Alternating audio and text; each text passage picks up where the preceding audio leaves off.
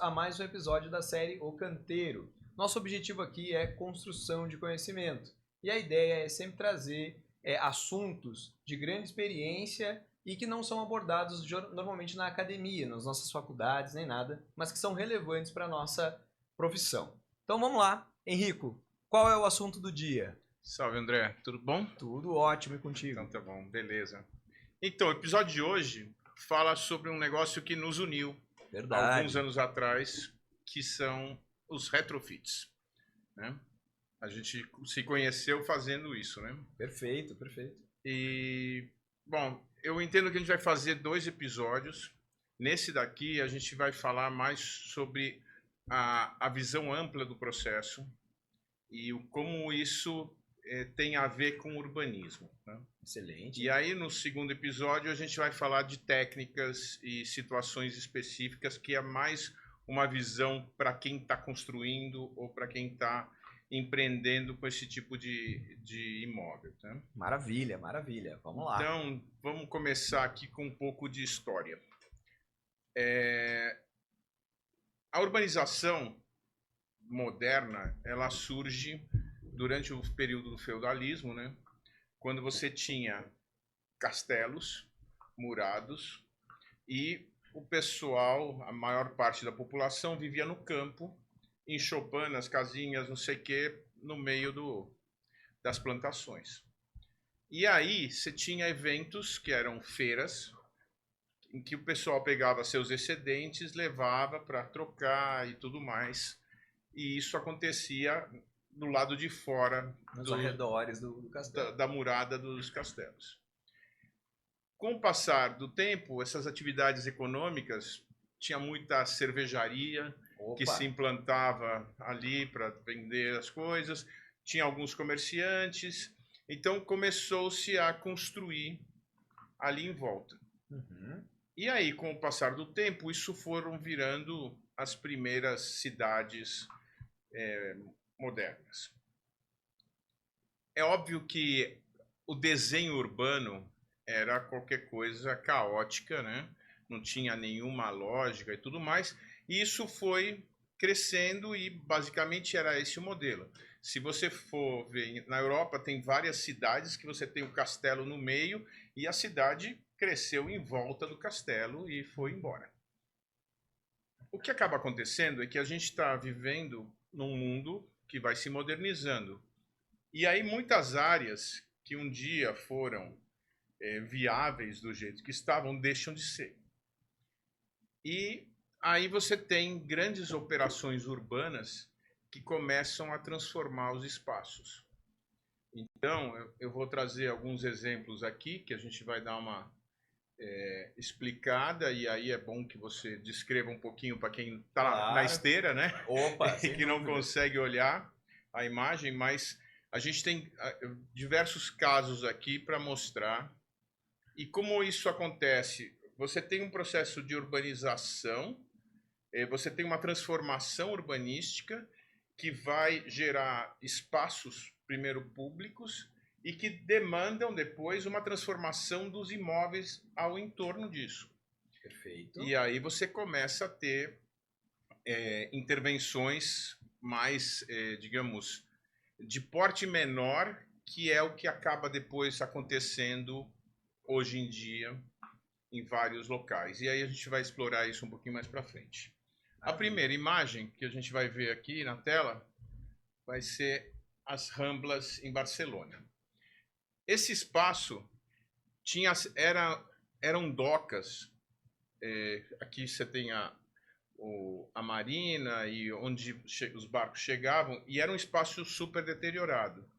E aí a prefeitura de Barcelona, por conta das Olimpíadas, que aconteceram em 92, fez esse remanejamento, essa arrumação toda, e criou um espaço de convivência, e esses prédios que estavam mais abandonados receberam intervenções de retrofit, mudança de uso e tudo mais, né? Isso foi inspirador para outros casos que a gente vai mostrar para frente. O que você acha? Não, eu queria colocar duas coisas. A gente está, claro, contextualizando isso, mas trazer, basicamente, eu acho que A minha experiência que eu tive, inclusive muitas que a gente viveu junto, né, nas oportunidades de trabalho, eu erroneamente pensava no início, ligava muito o retrofit a uma reforma simplesmente. Mas eu acho legal de falar o conceito de retrofit, que é trazer uma nova funcionalidade para aquela edificação, né, trazer outros olhares, o quando que o retrofit vai acontecer e o porquê dele, com o conceito dele, e deixando claro que o retrofit não é só uma reforma, né? Eu acho que ele tem essa questão da mudança da funcionalidade daquilo, os porquês daquela edificação, o que aconteceu urbanisticamente falando, ou até às vezes economicamente falando, que é uma coisa que a gente tem que falar também e que vai acabar virando uma tendência. Essa era uma coisa que eu gostaria que tu falasse um pouquinho, e eu gostaria de descrever um pouco essa imagem para a galera da esteira não cair enquanto está correndo, tentando olhar Las Ramblas aí em Barcelona. Mas vamos lá, tu consegue falar um pouco desse conceito para nós? Consigo. Na verdade, isso daí eu ia tratar no capítulo seguinte, que era quando a gente iria estar discutindo a edificação em si. Uhum. Mas ok, o conceito de que a gente chama de retrofit tem a ver um pouco com a dificuldade no português de você agrupar um monte de informações que talvez a gente generalize no inglês, né, e fica mais Exato. fácil e parece. Mas são readequações, mudanças de uso, atualizações dos imóveis e tem toda uma modernização das coisas, né? Sim. Lá na frente a gente vai tratar disso, mas, por exemplo, eu tive, quando estava fazendo o Caminho de Santiago lá na Espanha, alguns anos atrás, num imóvel que datava de 1480. Olha só. E era um hotel muito legal. Que bacana. Entendeu? Quer dizer, o programa daquela construção em 1480... O plano de necessidades inicial era completamente diferente. Não tinha nada a ver com o uso que a gente tem hoje. Exato. Então é isso, é você conseguir pegar um shell, uma casca, um espaço e revitalizar ele, mudar o uso e fazer com que ele seja perfeitamente viável. E aí vai um pouco na distância do que é o modelo clássico que a gente tem aqui no Brasil, que é botar tudo no chão e faz de novo, né? Sim, sim. Então, se a gente for parar para pensar, São Paulo, por exemplo, é uma cidade que demole os seus imóveis, né? Então, por exemplo, a Avenida Paulista já foi um local onde só tinha casarões dos grandes barões do café. E você tinha grandes construções muito legais que viraram prédios comerciais, não sei o quê, porque no decorrer do período se resolveu que ali ia ser o centro econômico da cidade e, bom, tinha um monte de casa atrapalhando. Então, bota tudo no chão e começa de novo. Perfeito. Né? Então, essa é a visão, normalmente, do terceiro mundo. Do terceiro mundo ou do mundo moderno, vai? Sim. Então, em vez de você preservar, que é o que se faz na Europa, você põe tudo no chão e começa de novo. Perfeito. Eu trabalhei um tempo em Las Vegas e a gente tinha ali cassinos muito legais, mas que vão ficando velhos. E aí o que acontece? A concorrência faz com que você não consiga mais fazer uma adequação daquele imóvel. Então tinha lá um troço que era antigamente um castelo do Aladim. E esse negócio já estava superado. Superado, né? Então, como o endereço, no caso, vale mais do que qualquer coisa, os caras implodem e constroem de novo. Sim, sim. No caso desse movimento, ele começa basicamente na Europa. Lógico que teve coisas como a Segunda Guerra Mundial, que demoliu tudo e os caras reconstruíram, mas não é esse conceito. É você pegar espaços que ainda estão lá e reutilizar. Eu resumiria para a galera assim, é transformar uma edificação, né? Seja em uso, em funcionalidade, em abrangência e até o valor econômico, como tu disse, né? O Paulista, o terreno lá ou ficou atrativo, ficou caro, as edificações não se tinham um valor, ou teria um valor, mas um valor histórico, o que a economia atropelou, então se põe abaixo. Exatamente. Eu acredito até que nesses países, eu acho que nações mais antigas devem se preservar mais a nível até de um conceito de preservação da sua história. Sim. A gente tem uma história, né, de colonização, enfim, talvez não se teve esse apreço. Até porque nós somos jovens nesse mundo, como um mundo todo, temos aí 500 anos, o que é pouco frente a um país, né, uma nação europeia aí. Com certeza. Né, muito bacana, legal. E aí, diante agora desse conceito de transformação, que não é uma reforma, é uma transformação, a gente está olhando aqui Las Ramblas, e que são docas, né, que era um porto, como tu estava explicando, e aí foi retrofitado para acampar as Olimpíadas. Foi isso? Isso. Nossa, maravilhoso projeto. E aí tu vê, né? É uma área já construída, histórica, belíssima, onde tem, olhando aqui, né, de longe, para quem está na esteira, como a gente está falando, quase como se fosse uma avenida que desce para umas docas, e isso tudo é transformado para encampar aí o evento e os jogos. Muito bacana, muito legal a imagem, e aí podemos passar para o próximo. Bom, esse é mais perto da gente aqui, sim, hein? Esse é bem conhecido pra gente, que era assim, é Puerto Madero, em Buenos Aires.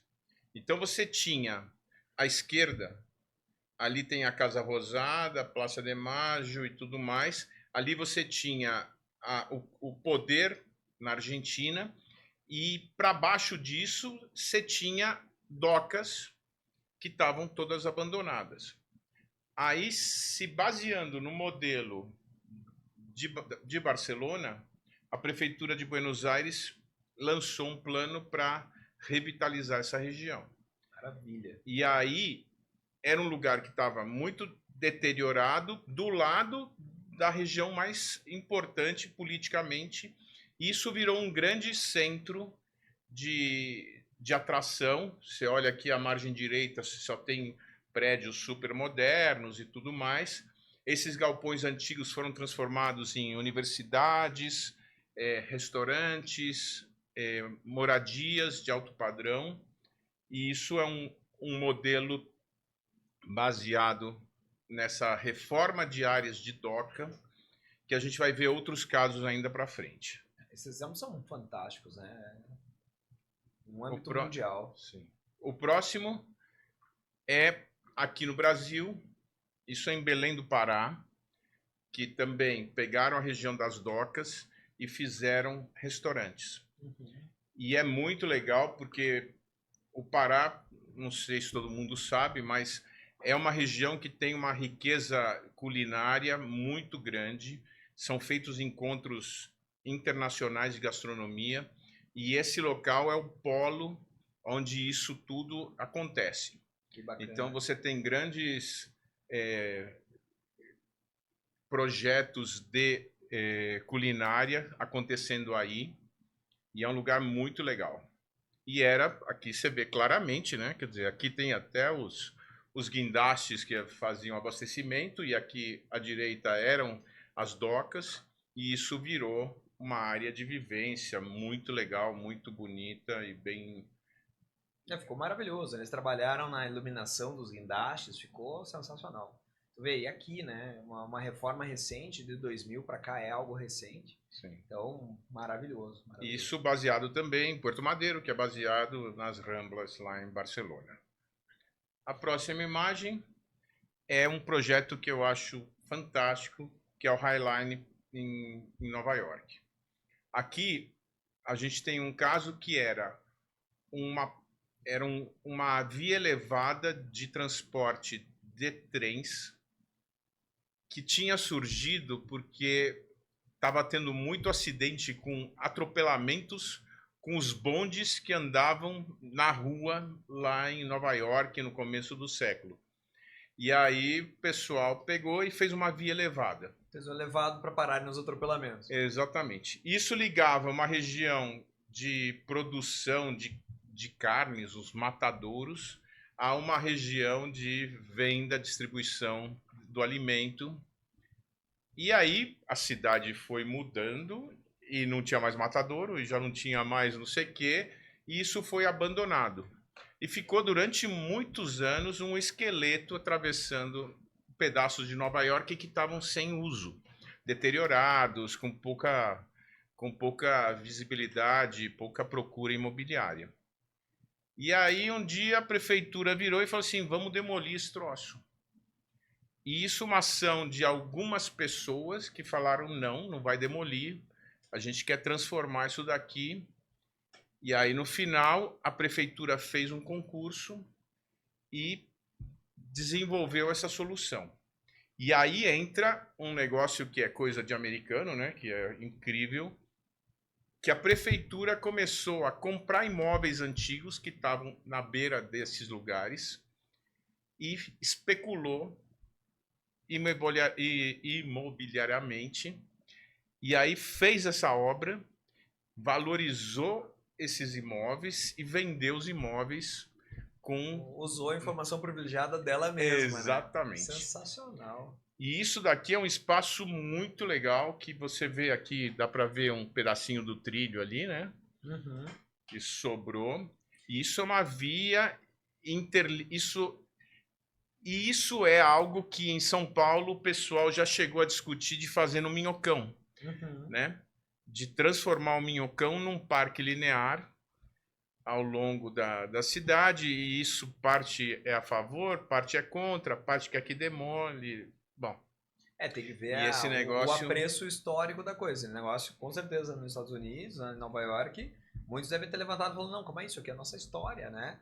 E ficou, nossa, fantástico, né? Acho que para quem não está vendo, imaginar aí um viaduto com uma linha férrea, né, à direita, mas com um paisagismo bacana e de fato uma praça linear com bancos e belíssimo lugar, fantástico.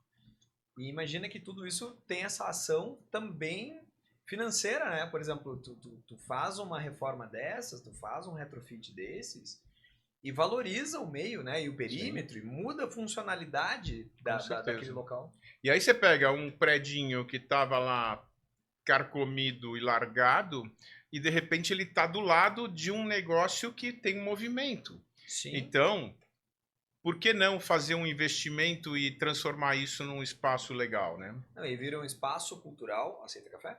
Oba! Aí vira um espaço cultural, aí se cria um restaurante temático e quando tu vê, tu tem um polo turístico que enfatiza e valoriza a história dali, né? Então é muito certeza. Bom, muito legal. Depois a gente vai ter um outro exemplo de algo que seria próximo a isso, que é outra coisa, mas já já a gente mostra.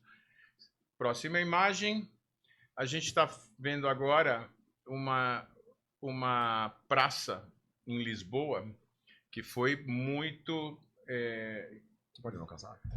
Que virou um ponto muito legal, com um monte de edificações em volta. Isso virou um centro turístico, um ponto de atração para as pessoas, e era uma região também que estava desgastada e perdida e acabou ganhando uma nova função e tem muita visibilidade.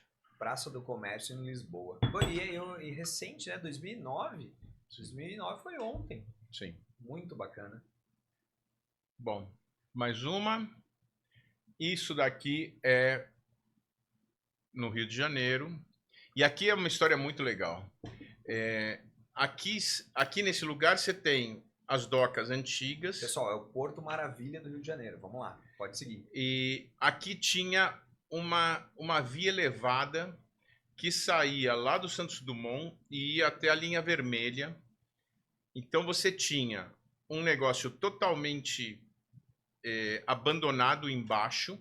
Então o porto estava abandonado, era embaixo de um viaduto e não tinha nada, e rolava esse viaduto e toda essa região estava deteriorada, abandonada e não sei o quê. Não, e até marginalizada muitas vezes, né? Mas é uma ponte sem uso, vira uma moradia, né? E aí o que aconteceu? Para as Olimpíadas, baseado na história lá de Barcelona e tudo mais, se fez ao contrário do que foi feito lá em Nova York com o High Line. Demoliram essa ponte, esse viaduto, fizeram um túnel para cumprir a função que esse viaduto tinha de interligação de regiões, e fizeram uma tremenda obra aí de revalorização do espaço. Ali do lado, eles ganharam do mar aquela área e construíram o Museu do Amanhã, que é uma obra muito bonita. E toda essa região de docas foi retrofitado. Hoje chegam os cruzeiros, param aí, tem centros culturais, tem uma série de espaços de ocupações, e em volta começaram a construir prédios corporativos em regiões que estavam muito desgastadas. Então, com isso, você consegue gerar novos polos de crescimento e tudo mais, e reaproveitar áreas que estavam desgastadas, né? E no Rio de Janeiro ainda, né? Ou seja, já é um lugar que historicamente é cobiçado a nível de cultura e a nível de turismo. Então, se criar isso num lugar abandonado, imagina a reversão para o município, né? Tu sai de um problema para não só uma solução, como um atrativo. Sim. Sensacional. E o Rio tem um problema que é muito interessante para esse assunto de retrofit, que assim, toda a Zona Sul, ela está ocupada faz muito tempo. Sim, não tem lote vazio, né? Exatamente. Então não se constrói no Rio de Janeiro nessas regiões. O que se faz são retrofits. Sim. Então você pega prédios assim antigos. Um negócio imobiliário que funciona muito lá no Rio é o pessoal comprar apartamentos antigos, reformar e vender. E eles conseguem uma valorização grande. Sim. Um tempo atrás eu vi uma obra que o pessoal pegou um prédio desses para fazer um residencial para a terceira idade. Olha só. Então, do mesmo jeito que a gente já fez aquelas obras de residenciais estudantis, sim, o pessoal pega prédios antigos e transforma em residenciais para a terceira idade. E é um negócio bilateral, né? Porque é uma cidade antiga. Hoje, com a longevidade, nós temos muitos, né, idosos, e tu não tem lugar onde construir. Então, tu junta vários mercados numa tacada só. Sensacional. Então, e aí, sim, voltando, galera, a tendência, cada vez mais, é que você tenha obras desse tipo. Por quê? Porque os espaços urbanos estão muito ocupados. Então, você precisa criar condições para que as pessoas morem em lugares que são centrais, que têm toda uma infraestrutura e que estão desvalorizados, né? Exato. Então, você pega o centro de São Paulo, tem um potencial gigantesco com essas obras de retrofit, né?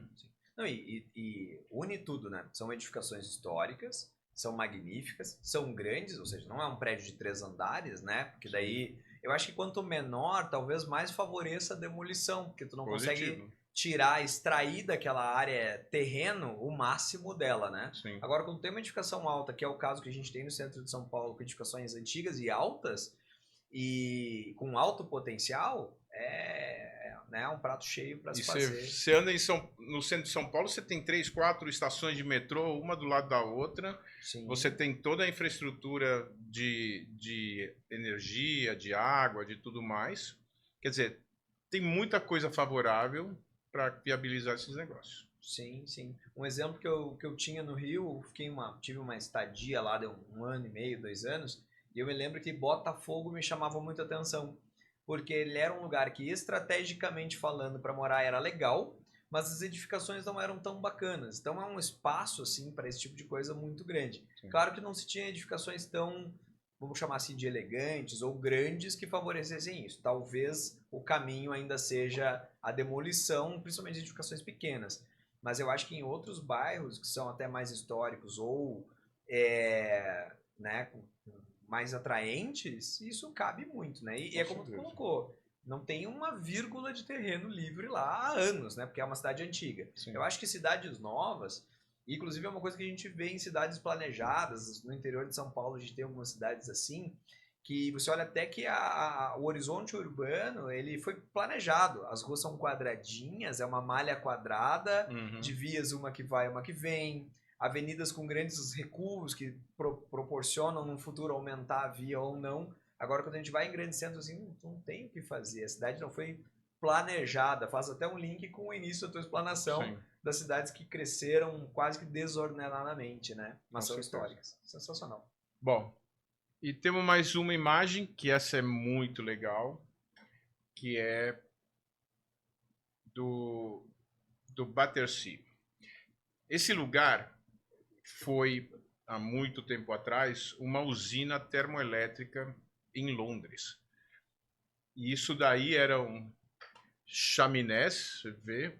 Aqui do lado você tem o Thames. O pessoal chegava com carvão, descarregava aqui, levava lá para dentro, queimava. Era um dos lugares mais feios que tinha em Londres. Uma sujeira impressionante. E, bom, chegou uma hora que esse prédio essa usina foi desativada e ficou aí largado. E aí, com o passar dos anos, houve um projeto.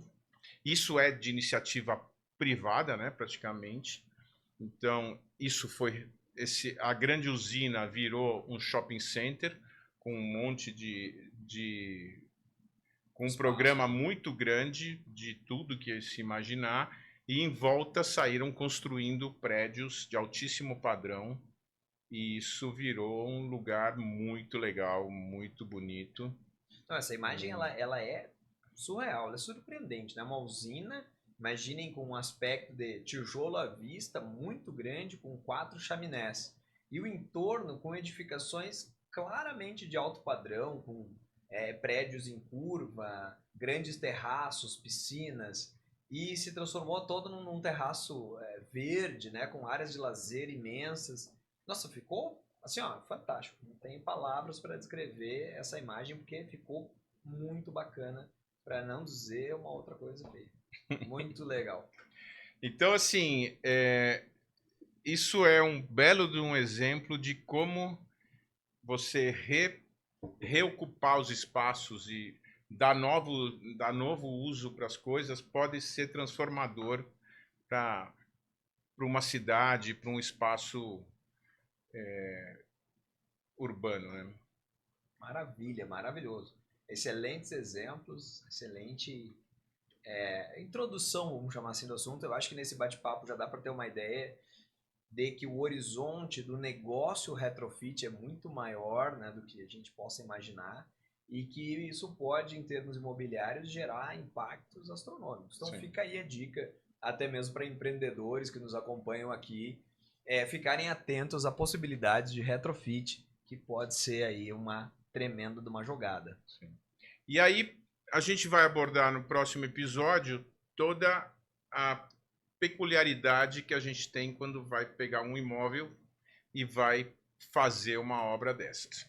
Não, é muito legal. Vamos separar isso da maneira que tu coloca, porque eu acho que quando a gente vier para a prática, onde, assim, falando as dificuldades construtivas e todo o resto, a gente vai estar falando de uma coisa um pouco mais específica. Sim. Não na minúcia, mas não com objetivo conceitual como a gente trouxe aqui. Muito exatamente. Bacana. Beleza? Bacana. Beleza pura. Então eu acho que isso. Valeu.